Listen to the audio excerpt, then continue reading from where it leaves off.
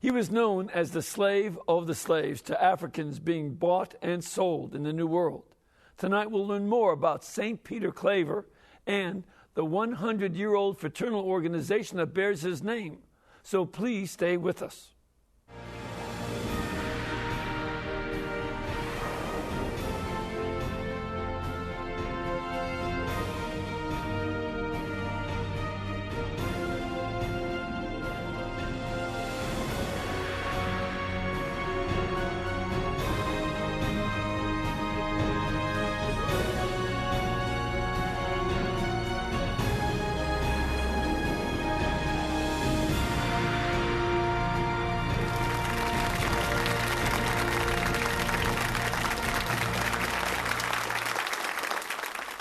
Thank you and welcome. I'm Father Mitch Pacwa, and this is EWTN Live, our chance to bring you guests from all over the world. Tonight, my guests come from two of my favorite places, Sweet Home Chicago and Sweet Home Alabama. And they're here to help us learn about the Knights of Peter Claver and the Ladies Auxiliary of Peter Claver. So please welcome from Chicago, which is also the home of the Stanley Cup winners this year, the Knights National Chaplain, Bishop Joseph Perry, and from Rocket City, USA, Huntsville, Alabama, the Supreme Knight and CEO of the Knights of Peter Claver, the Carlos Blackman, and gracious Lady Kenobia Russell Blackman. Excellency, welcome. Good to have you all here. So, two of my favorite places, Sweet Home Chicago and Sweet Home Alabama.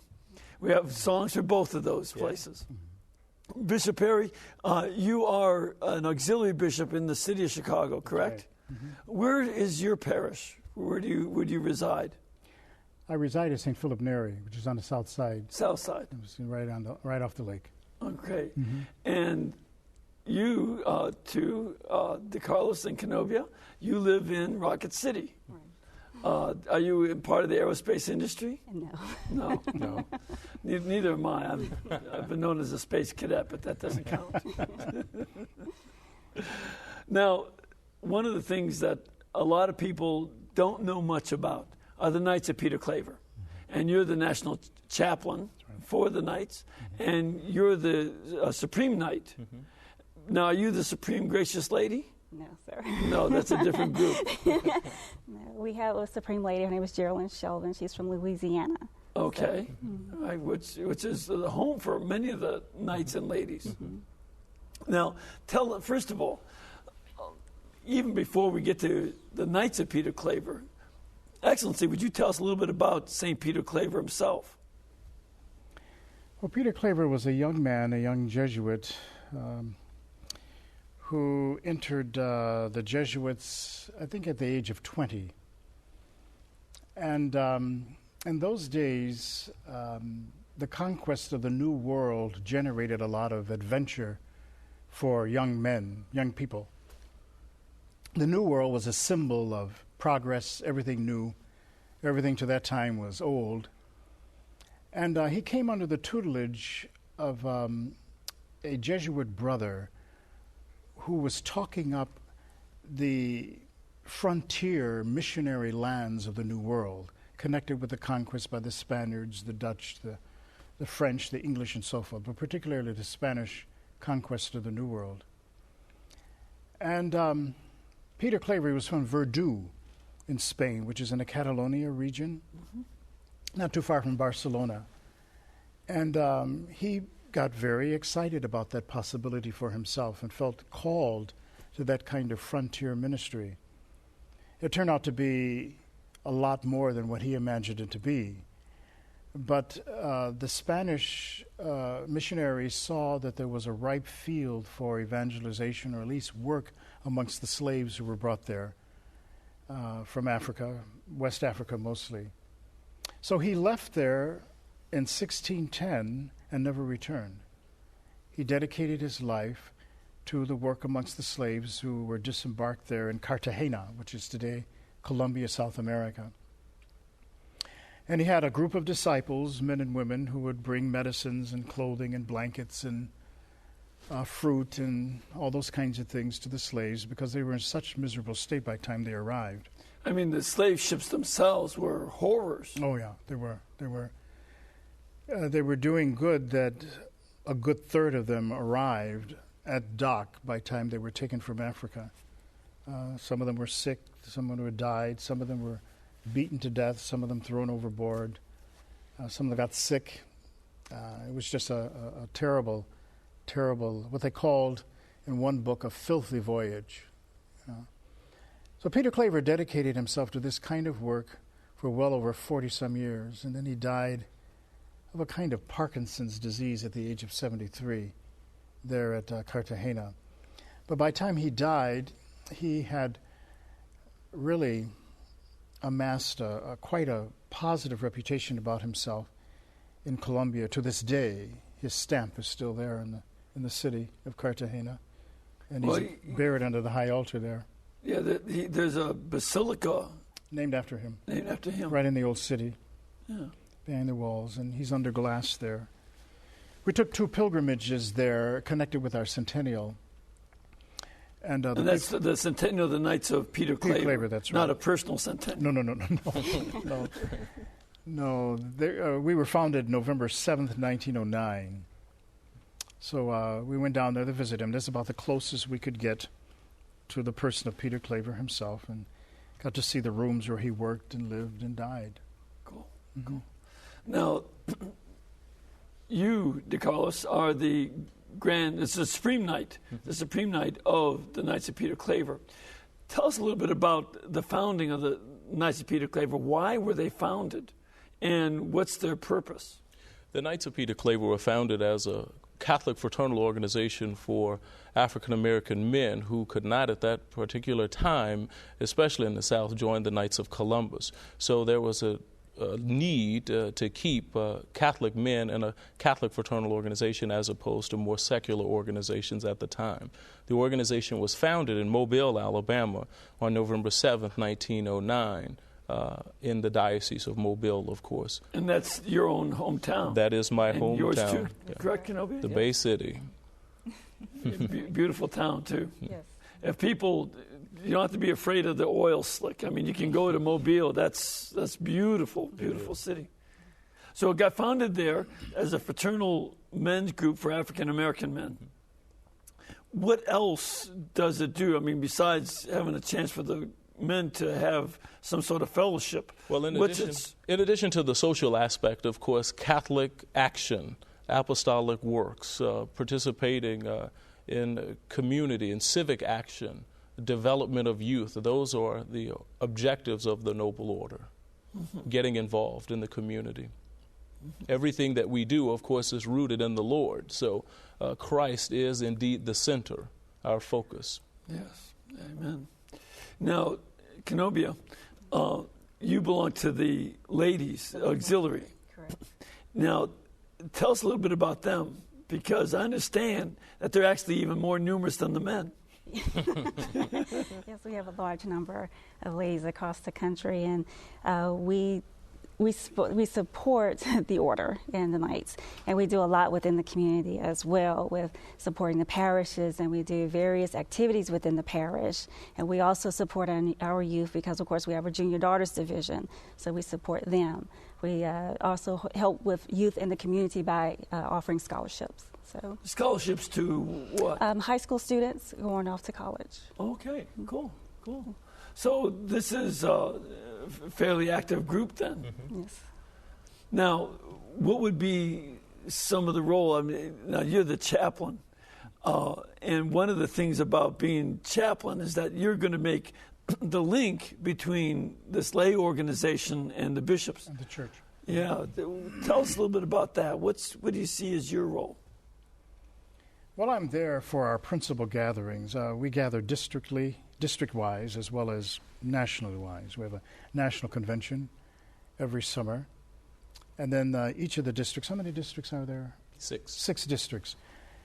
Each district has its own convention to discuss, to strategize regarding their own local needs, and to keep the spirit going and the connections with the national convention in the summertime. I am a liaison between the bishops who are affiliated with the community and the Knights, and I also give them spiritual guidance in the course of our gatherings. And then there are individual local concerns that are usually brought to me by way of question, especially as regards the interaction of the Knights and ladies with clergy, bishops, priests, and so forth. There's a good measure of that. I try to attend all the major conventions every year. The district conventions, it's not possible for me to attend all of those, but probably one or two a year. This coming year, we have two conventions, the junior convention and then the senior convention. What's the junior convention about? That's for the junior knights and the junior daughters. Okay. That is a group, again, regarding our concern for the youth, we bring them up through the ranks, so to speak. And in between there, we have what is called the young adult group. Oh, emerging The leaders. emerging leaders. The emerging yes. leaders. That's the young adult group that kind of bridges the distance between the teens and then, of course, the senior members of the National Assembly. And of course, I am an emerging leader, the new Supreme Knight, because I am under the age of 35. So, wait a minute. So you're in the emerging leadership group, but you're in charge of the whole thing. Yeah.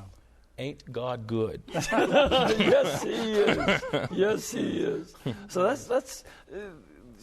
that indicates to me that there's a kind of young vitality involved here and a willingness to have a young quality, a youthful quality to the organization. It's not just about a bunch of old guys, such as people my age. Exactly.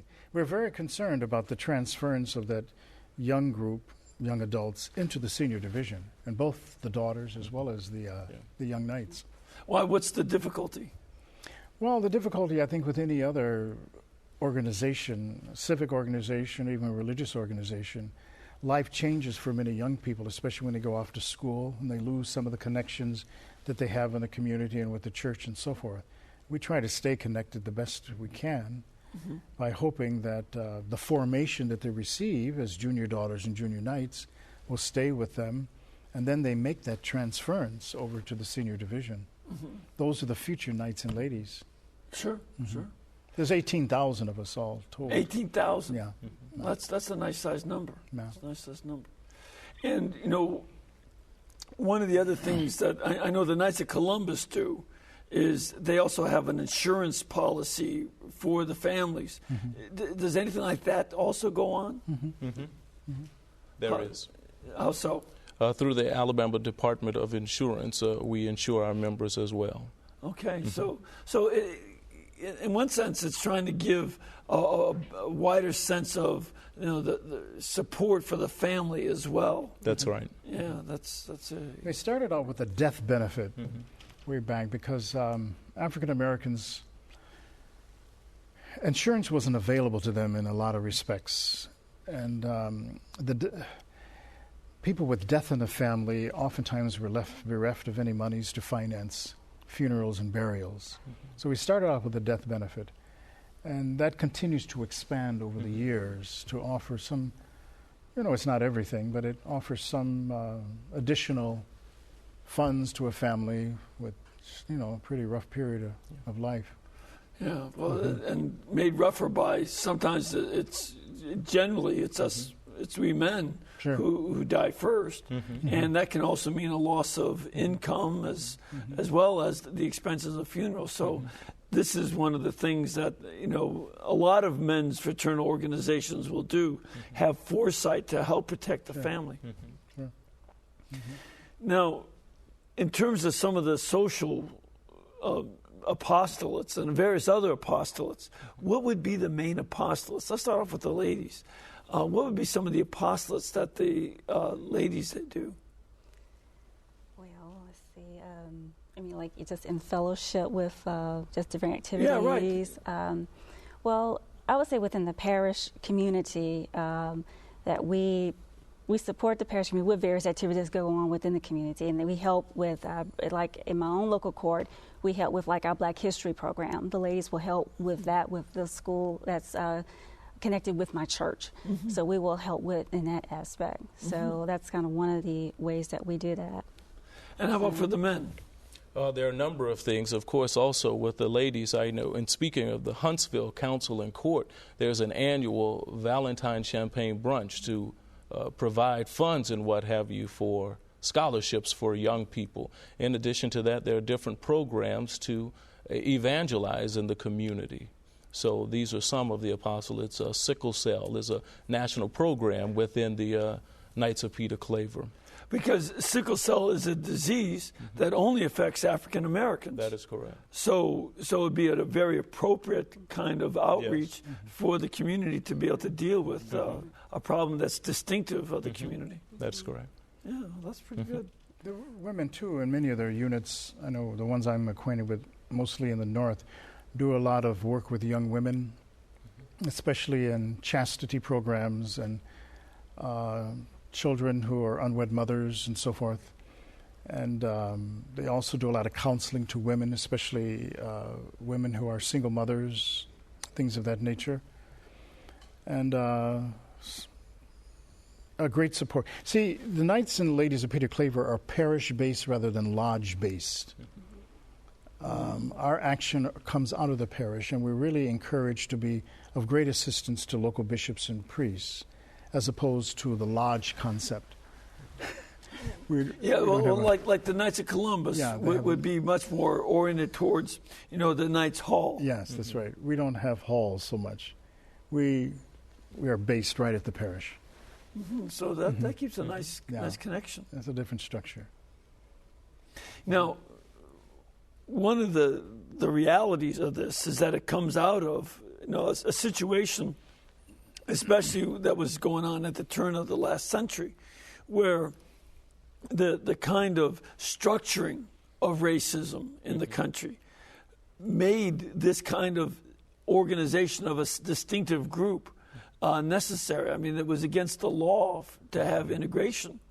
And in many parts of the country, you couldn't even integrate the churches or the schools or anywhere else. I mean, there were, the famous situation was of, different drinking fountains for blacks and whites. But it wasn't just drinking fountains. It went across the board. Restaurants. Restaurants, hotels. This was just the situation. Now the situation has changed. Brown versus School Board undid those laws, and then the process of civil rights through the 50s and 60s and 70s have changed so much of that. Does that mean that there's a different role then for the Knights of Peter Claver? If it's not because segregation is necessary, why would you have a group that would be oriented towards, focusing on the African American community? Well, I think there's still a relevant need to be active and vibrant in the African American community. For instance, here in the Diocese of Birmingham, we're struggling with our inner city schools. So organizations like the Knights of Peter Claver and the development of youth, we have to get involved, because when we lose a school, the school is the inroad to the community. And if the organization is indeed, as we are, about apostolic work, we know that Catholic education is apostolic work on the part of the church. And our role is to support the bishop, the hierarchy, and the local pastor. So in keeping true to that, I think we're very much relevant, even now, in the African American community. Good. Yeah, that would sound the case to me, because it would strike me as you would have the hands-on contact with the problem in the community, like education, that other people just might not even know. Say the white community might not even know that that's a problem. They may, but they may not. And that would be one thing that strikes me. Yes, there are obviously concerns that arise out of the broader Black Catholic community, the broader Black community. We're very supportive, of example, of Xavier University in New Orleans, which is the first African-American Catholic university, the only one in the United States. And also the United Negro College Fund, which we're very supportive of. And again, folks don't remember Yeah. But there were colleges started only for African Americans. Yeah. And the United Negro College Fund, I remember that being advertised back in the 50s when I was a little kid. Yeah. But that still is a relevant issue. Need. Exactly. And the overall need for to ensure that young people have adequate education and are able to somehow survive the cost of education. So that's why we have such a concentrated effort on scholarships and raising funds and having all manner of attractive contests and things like that for young people to qualify for these scholarships. Well, one other question, too, that I know a lot of people would be interested in. The Knights of Columbus were segregated, but no longer are. Are the Knights of Peter Claver segregated? Are non-African Americans allowed to join? They are. Yes. Yeah. And we have decidedly a good number of people who are not of African American background who are in our See, that's association. So it can still have an African American focus, but not Sure. everybody be African American. Sure. Yeah, so that's one of the positive sides of, the breakdown. Now, one of the other things that I know you and I talked earlier today, I did a show on this last year, but it's still an interest because there's some new developments going on, and that's the case of Father Augustine Tolton. Tell us a little bit about him.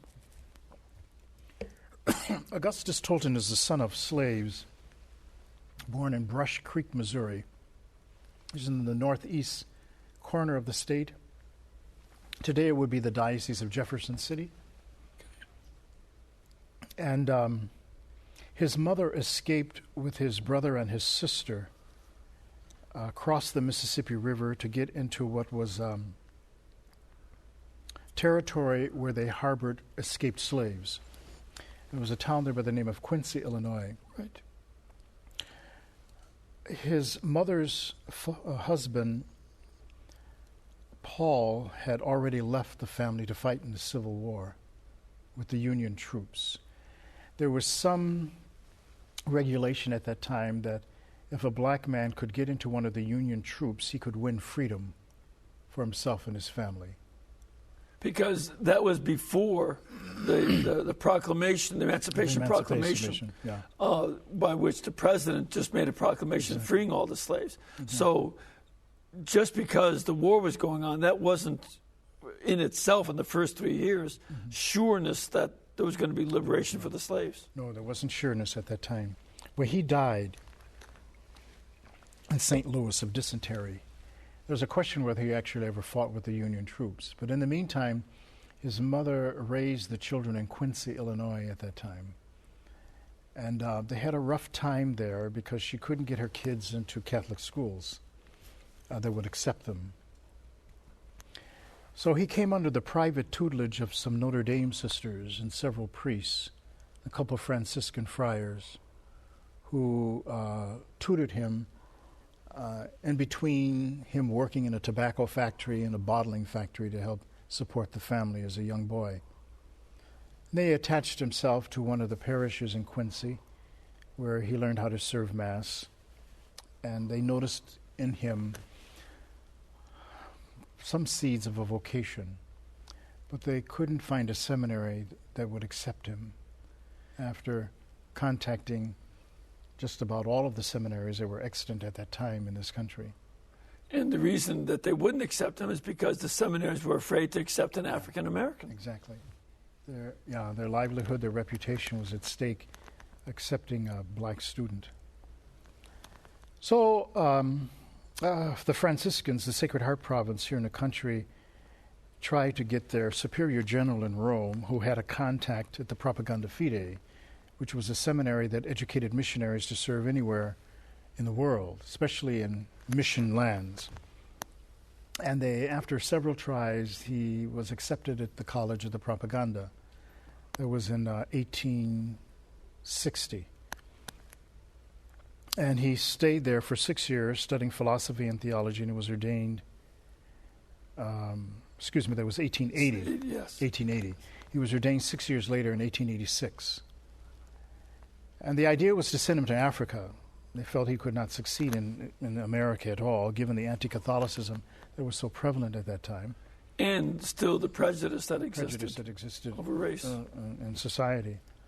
But the day before he was ordained a priest to St. John Lateran in Rome, Cardinal Giovanni Simeoni stopped in his tracks and said in front of Tolton and some others, if the United States is as enlightened as it claims to be, they should be in a position to accept a black priest. So instead of sending you to Africa, we're going to send you back to the United States to work amongst your own people. And that he did. He came back to Quincy, which was the Diocese of Alton, Illinois, and he worked there for several years, but ran into difficulties with the Protestant clergy as well as Catholic clergy. There were whites who were attending his parish and were inspired by him and putting their money in the church. And they did because he was just a good preacher. He was a good man. He was a good priest. And he was a news sensation, for one, so there was that curiosity too. And it got so difficult that one particular priest made life something of a hell for him. Yeah. A neighboring priest, and somehow he got the ear of the bishop. And finally, Tolton was told that if he couldn't behave, he had to get out of town. And Archbishop Patrick Fian of Chicago decided to invite him to Chicago to work with the fledgling community of African American Catholics there. And he did that for about 8 years until he died. Mm-hmm. And, it's he helped to start an African American parish. Mm-hmm. He's considered to be the first first link in the chain of African American Catholic ministry in the United States. Right. And certainly the first of the vocations that would follow thereafter. And turns out to be quite an inspiration for African American seminarians, priests, bishops, and so forth. Well, the cardinal, there was even a seminary started for African American young men who wanted to be a priest down in Bay St. Louis. Yeah, the Divine Word Fathers. Mm-hmm. Yeah. So the cardinal decided to raise his cause for possible canonization with the Year for Priests last year. Cardinal Francis George. Oh. He's the one who raised him and said, this is an example of a holy priest in our history, in our midst. He worked right here in Chicago. Very difficult time, but he survived. He was a dedicated priest. He believed the Catholic Church was the answer for the improvement of blacks in this country. He preached that rather fervently, and he was out there in the streets working in the tenement houses, feeding the poor, educating, baptizing. Started a church on 36 in Dearborn in Chicago that never quite got finished. By the time he died, the first level was completed. But his suffering saga and his fidelity and devotion that arises from that backdrop is where the seeds of his holiness is found. And that's what we wish to somehow raise up. We don't have anyone from the period of slavery, emancipation, and Reconstruction who is named a saint. That American experience. Mm-hmm. We don't have anyone like that. Obviously, there are a number of martyrs, both black and white. But we don't have a saint, someone who died for Christ or someone who died for the church. But he would be the first saint from that period, at least in this country, out of that historical era. Sure. So we'll see what happens. Well, one of the things that I would like to encourage people to do is to go to EWTNreligiouscatalog.com, because the book about Father Tolton is available. It's called From Slave to Priest. The book is excellent book. And I read it, and the only reason I don't have my copy is because I gave it to a seminarian because he wanted to read it. So I encourage you to take a look at that story and see who another candidate who might become an American saint. We're going to take a break. We'll be back in just a couple of minutes, but we want to get some of your questions, both about Father Tolton and also about Father, now Saint Peter Claver, and the Knights of Peter Claver and the Ladies of Peter Claver. So please stay with us.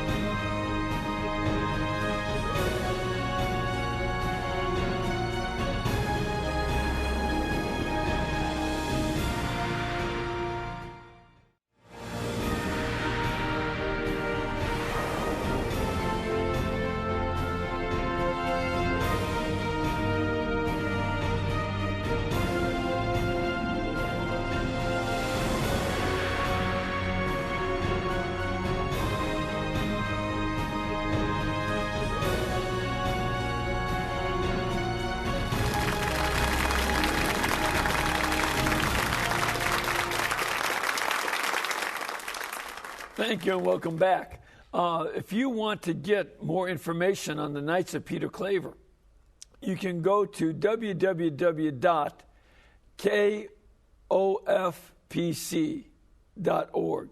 That stands for Knights of Peter Claver. kofpc.org.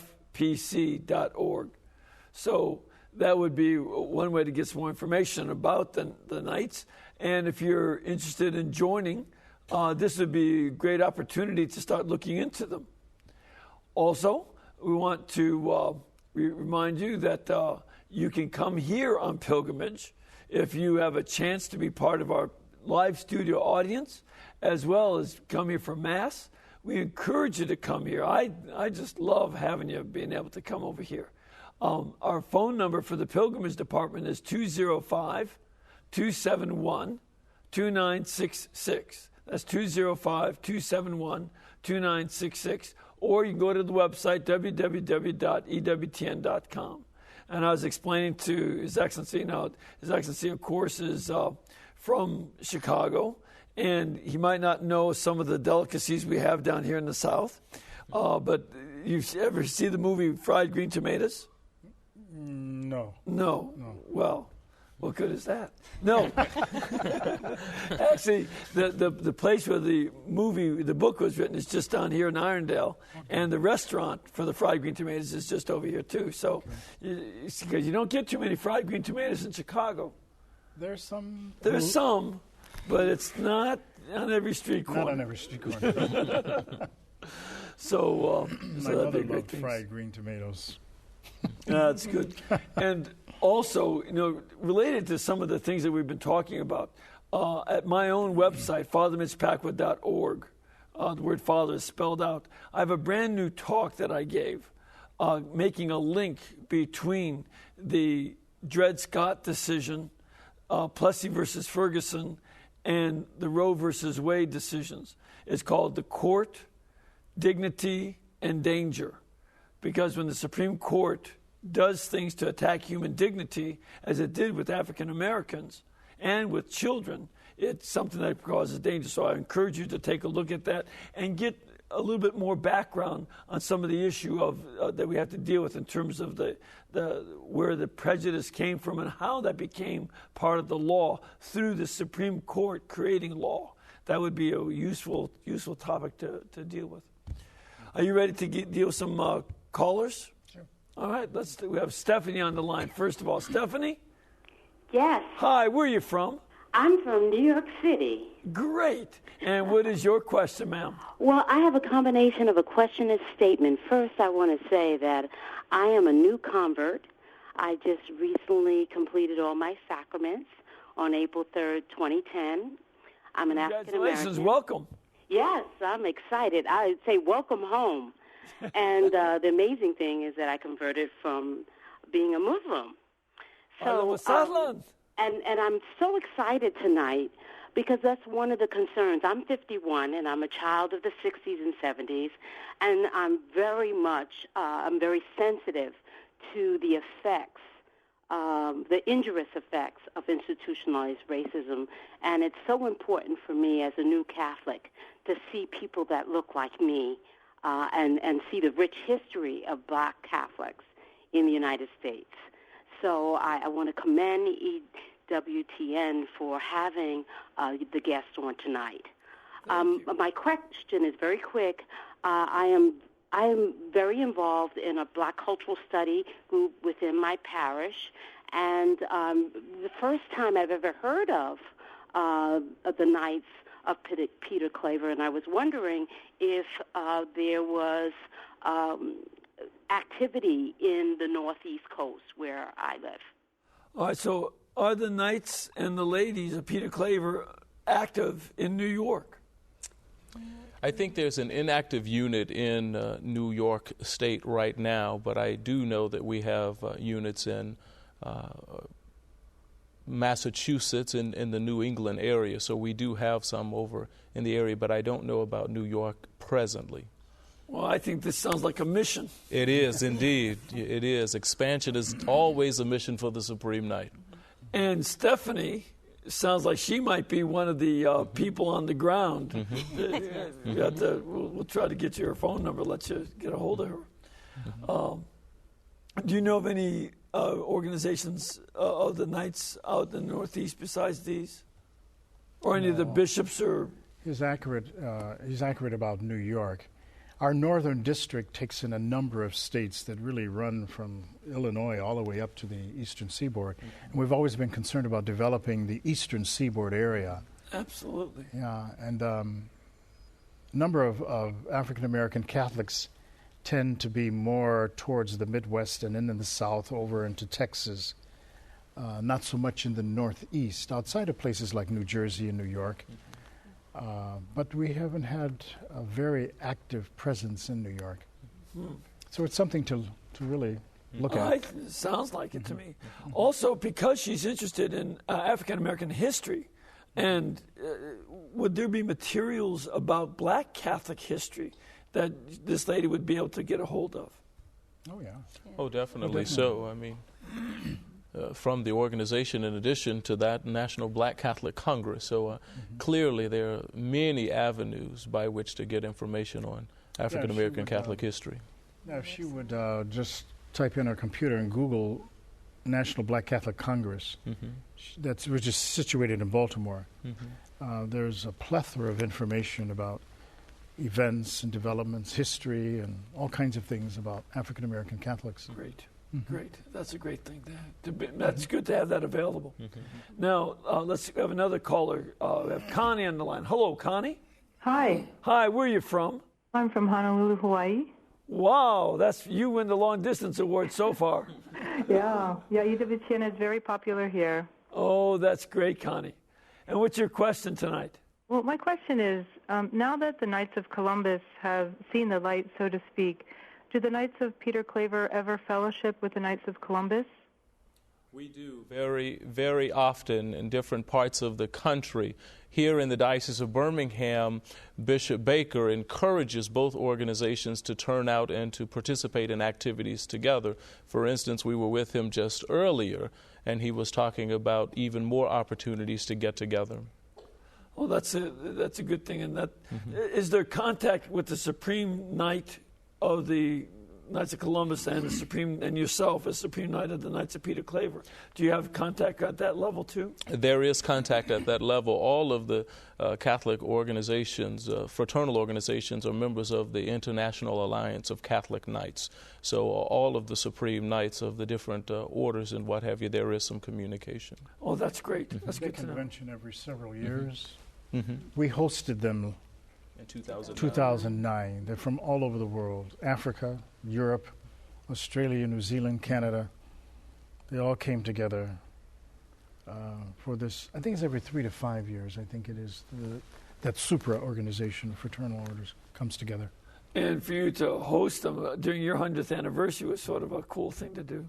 It was. My predecessor did a great job hosting them. That's great. That's great. We have another call. We have Dan on the line. Hello, Dan. Hi, Father. How are you? Fine. Where are you from? Good. I'm from Connecticut. Great. And I have a few questions for Bishop Perry. I wonder if Bishop Perry could talk about the status of the Catholic African-American community in this country. Is it growing? And where does it seem to be strongest? Also, how many African-American bishops are in the United States? Are there, many Catholic African-American priests at this time? And is there any other information you can give us about the presence of the Catholic African-American community? And with that, I'll hang up and thank you. Thank you, Dan. So we got a sociological report here to give. About how many bishops are there? There are 14. 14. 4 of them are retired, 10 are active. The African-American Catholic community is about 3% of the general Catholic population in this country. About 3%. There are about 200 priests of African-American descent.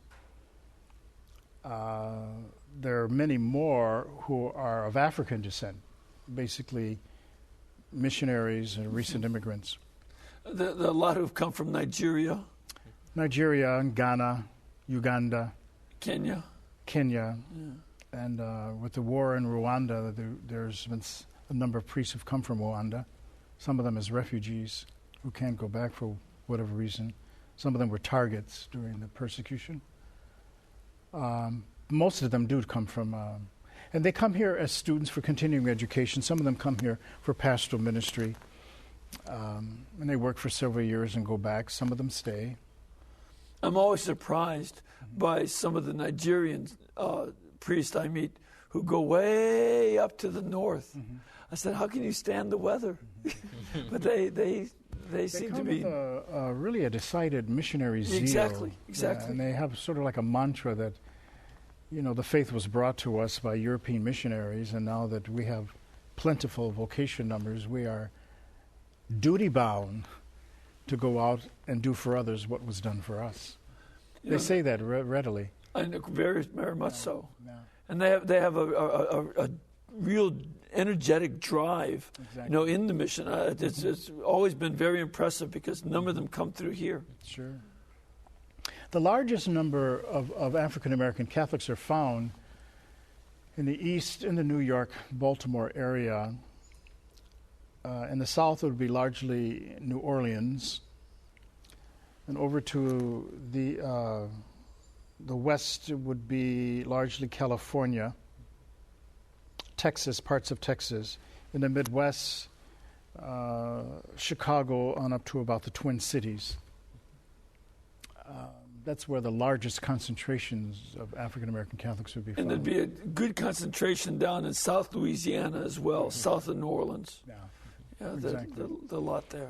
The French Catholic influence there. Yeah. So that would be, the community is small, but it's disproportionately small compared to the size of the African American community in the whole country.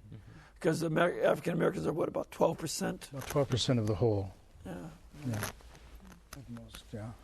All right. Well, let's go to another question. Hopefully, Dan, that'll give you some of the information. But also, if he wants more of that information, he can get that online as well, correct? Sure. Cara does a study every couple of years or so, the breakdown. Cara of the Gallup polls and their religion poll. Oh, okay. They do a lot of study in the breakdown, ethnic breakdown of religion and different populations therein. Okay. All right. Well, we have another call. We have Celine. Hello, Celine. Hello, Father. Hi, where are you from? Here in Birmingham. Great. And what is your question?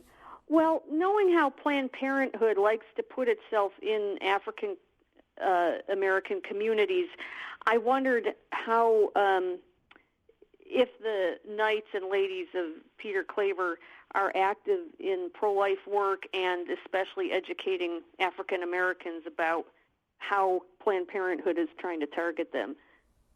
Yes, we are. We are, especially our ladies. We do a lot of pro-life work with them, going so far until just recently to demonstrate in front of certain Planned Parenthood clinics, but there's a recent injunction against us, at least in Illinois, whereby we're not allowed to be closer than 100 feet away from a Planned Parenthood clinic right now. But we put on many educational pieces. We have brought in Alveda King to do pro-life presentations and programs a couple times in Chicago already.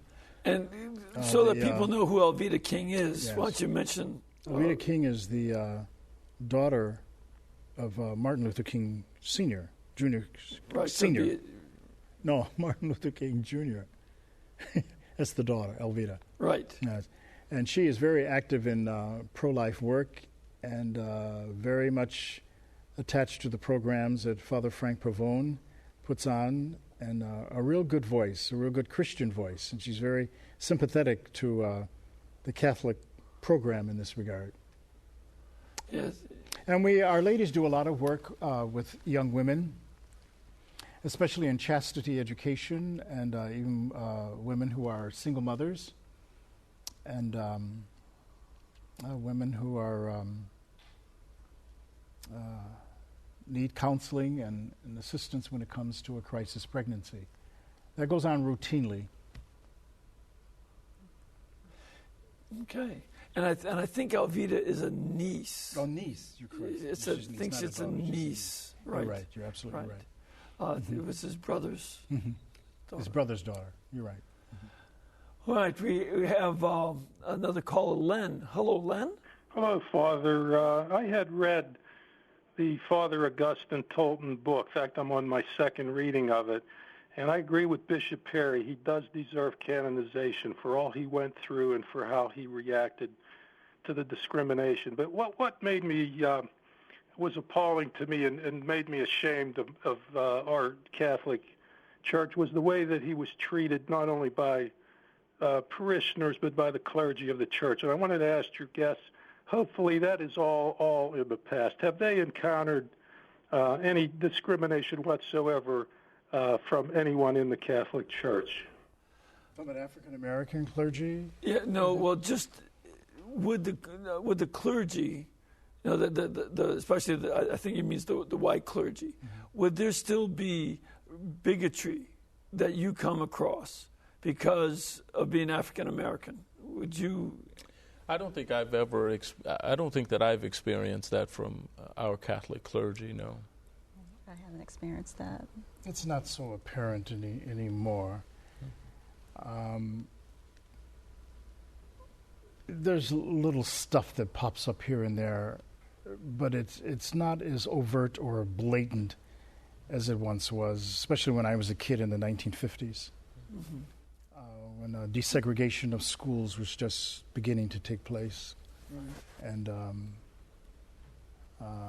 people like Archbishop Meyer in Chicago and Archbishop in St. Louis, who ordered the desegregation of schools.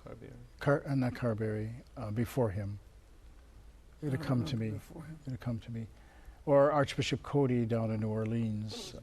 Those were pioneers, at least as far as the Catholic side was concerned. It's not so apparent anymore. And even before those leaders, Pius XII had ordered in 1942 the bishops to take on this problem and start dealing with it. And by 1958, they had a public statement that they came in terms of ending segregation. They did.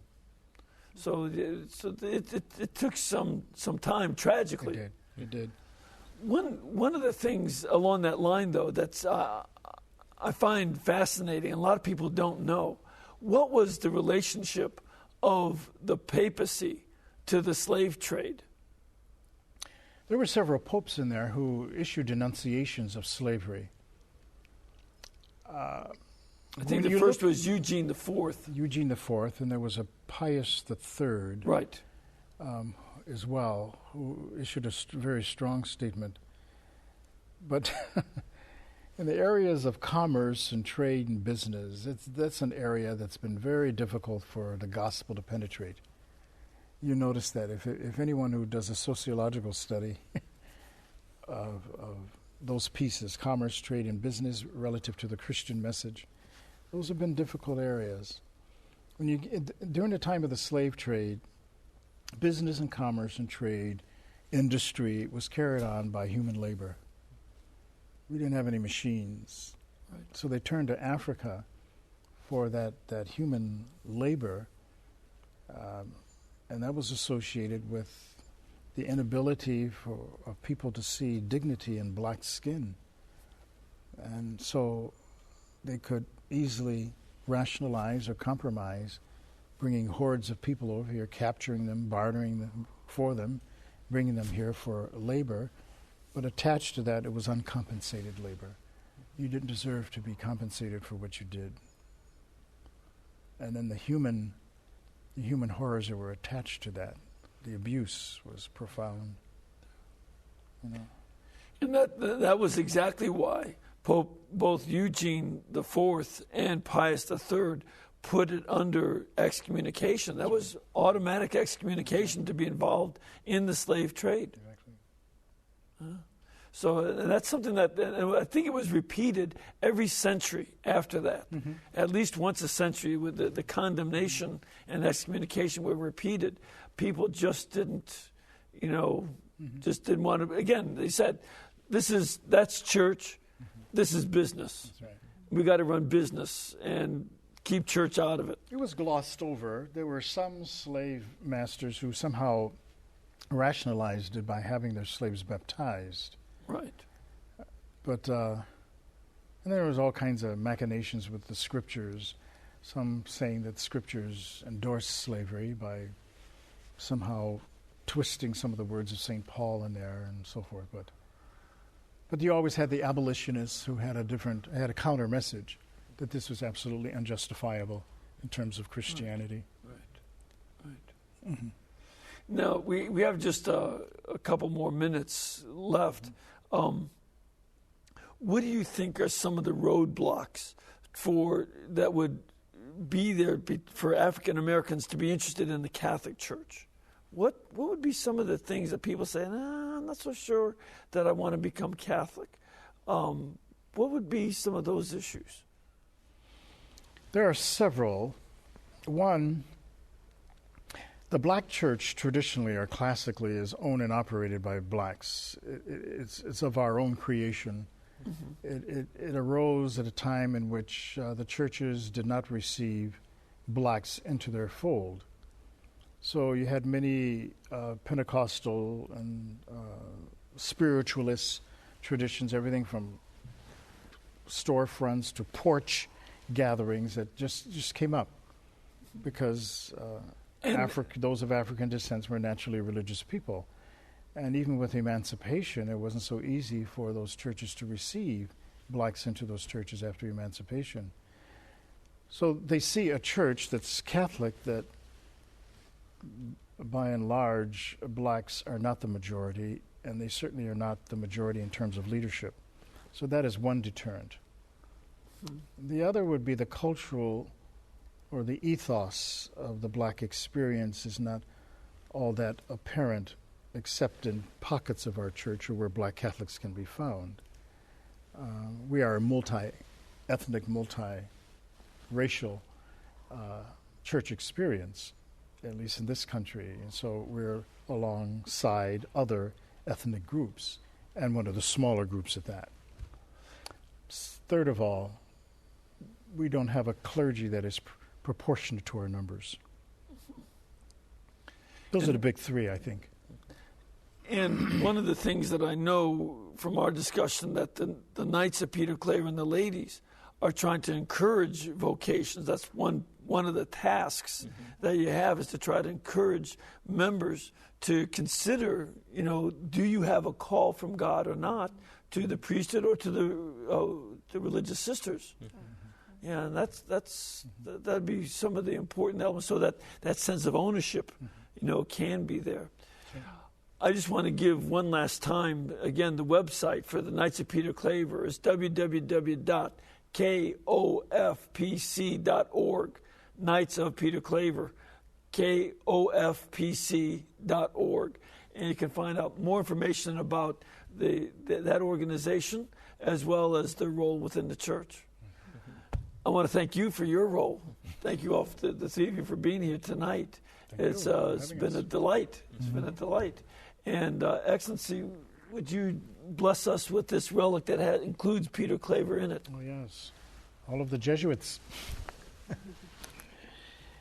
In honor of St. Peter Claver, the patron of slaves and African American ministries, for his dedication and work amongst all of us, the inspiration that he provides us.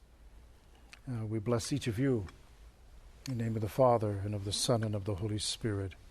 Amen. St. Peter Claver, pray for us. And thank you, Excellency, for the blessing.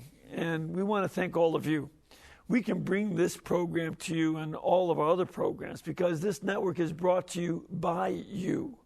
And so if you can, please remember to keep us in between your gas bill and your electric bill and your cable bill. And that way we'll be able to pay all of our bills. We're still a little behind, so we need your support. God bless you, and thank you so much.